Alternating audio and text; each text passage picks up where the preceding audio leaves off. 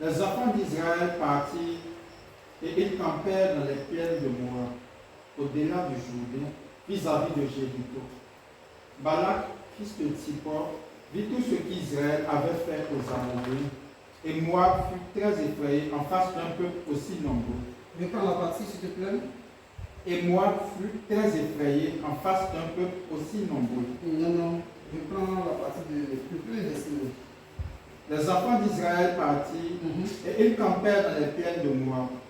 Voici l'histoire d'un peuple qui était dans une contrainte.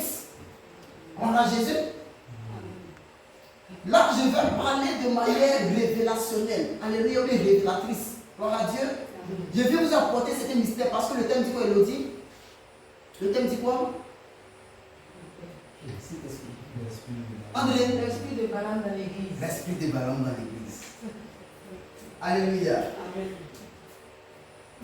Et donc, s'il y a un esprit de Balaam dans une quelconque église, nous devons en quelque sorte savoir que cet esprit est quitté de part pour arriver dans l'église. Alléluia. Donc, nous avons cherché à comprendre pourquoi dit-on qu'il y a un esprit de Balaam alors que Balaam est mort avant Jésus-Christ. Alléluia. Amen, amen. Nous avons cherché à comprendre ça. Donc, vas-y, orateur, les enfants d'Israël partirent et ils campèrent dans les plaines de Moab. Oui. Au-delà du Jourdain, vis-à-vis de Jéricho. Vas-y. Balak, fils de Tsippor, vit tout ce qu'Israël avait fait aux Amoréens. Oui. Et Moab fut très effrayé en face d'un peuple aussi nombreux. D'accord. Il fut saisi de terreur en face des enfants d'Israël. Moab dit aux anciens de Madian. Là, nous sommes en train de parler d'un autre pays qui s'appelle Moab.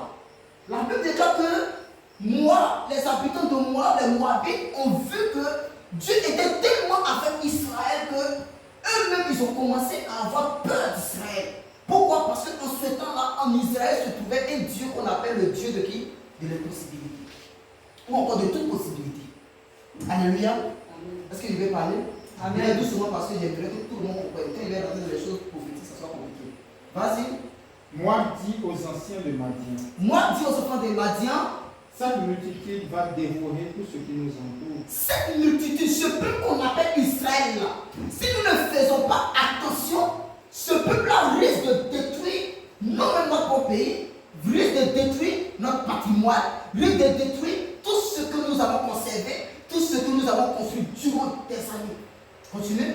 Comme le bœuf groupe la verdure des champs. Balak, fils de Tsippor, était alors roi de Moab. Donc dans ce temps-là, lui qui était roi de ce pays-là se nommait Balak. Alléluia. Il était le roi de Moab. Continue la lecture. Il envoya des messagers auprès de Balaam. Il envoie maintenant les messagers auprès de Balaam. Qui était Balaam? Balaam, c'était un prophète établi par Dieu.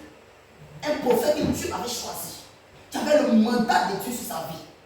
Continue. Fils de Béor. Fils de Béor, l'autre c'est fils de Sifor. L'autre c'est fils de Béor. Continue. Bétor sur le fleuve. Dans le pays des fils de son peuple. D'accord. Afin de l'appeler et de lui dire, voici un peuple est sorti d'Égypte. Un peuple est sorti d'Égypte. Voici des personnes aujourd'hui, malgré qu'elles sont quittées dans la servitude, malgré que pour avoir même peut-être un mariage, pour avoir peut-être un voyage, pour avoir peut-être la stabilité, pour avoir peut-être une vie peut-être exacte quelque part, c'était tellement compliqué, mais par la prière, par les jeunes, par les sacrifices, par les douleurs de l'enfantement et autres, ils sont parvenus à une stabilité tierce, gloire à Dieu. Mais arrivé à ce moment, la Bible déclare que ce peuple-là, ils étaient réellement en Égypte, mais ils sont sortis de l'Égypte. Mais pourquoi ils sont sortis de l'Égypte? Parce qu'il y a un problème. Pourquoi tu sors de ta souffrance? C'est une question. Voici d'où vient le problème. Pourquoi tu veux voyager? Tout à l'heure, quand l'orateur a demandé à cette personne, je veux stabilité, je vais travailler, je veux ci, je veux ça. C'est bien, mais pourquoi tu le veux? Pourquoi ne pas rester dans la dimension où tu es et tu es en train de souffrir avec nous? Quand tu vas voyager, nous, ça va rester pour toi ici. Voici la question. C'est ça le bas blesse. Tu peux partir, mais tu vas nous laisser ici. Bon, attention, le ça va, tu vas venir chanter. Voici ça, voici comment il devient sorcier. Alléluia. Mais si mon fils Élie s'en va, moi je lui reste comment? Donc c'est bien nous qu'on reste ensemble ici. On va galérer ensemble. Alléluia. Continue. Voici un peuple est sorti d'Égypte. Voici un peuple est sorti d'Égypte. Il couvre la surface de la terre. Et ce peuple qui sort d'Égypte, ils n'ont pas pu couvrir la surface d'Égypte. Mais quand ils sortent d'Égypte, automatiquement, l'Éternel fait tendre les cordages. Automatiquement, ils commencent à... Comment on va expliquer ça? Devenir encore plus nombreux. Gloire à Dieu. Continue. Et il habite vis-à-vis de moi. Donc, ce peuple-là, il se permet de sortir d'Égypte. Et puis, ils ne vont pas partir vivre peut-être au Ghana, au Togo. Ils veulent vivre juste en face de moi, mon pays. Pourquoi ils veulent vivre en face de mon pays alors qu'ils s'étendent? Donc, si on ne fait pas attention, ils risquent de rentrer dans mon pays. Est-ce que quelqu'un comprend? Amen. Continue. Viens, Viens. je te prie. Donc là, maintenant, il va appeler un loin de Dieu. Quelqu'un qui avait le mandat et le manteau divin de Dieu sur lui. Quelqu'un qui avait le sceau de Dieu sur sa vie. Quelqu'un qui avait le bâton de pèlerin en main. Quelqu'un qui avait le levier en main. Il va lui dire viens. Parce que toi, au moins, tu as le monopole, tu as le mandat, tu as l'attribution de Dieu en toi. Donc quand tu vas maudire, cette malédiction-là va rester. Quand tu vas bénir, cette bénédiction aussi va rester. Pourquoi? Parce que l'orateur a dit tout à l'heure qu'un homme de Dieu peut tantôt conduire une personne au ciel, peut tantôt aussi conduire une personne en enfer. Il a dit vrai ou il a menti? Il a dit vrai. Continue.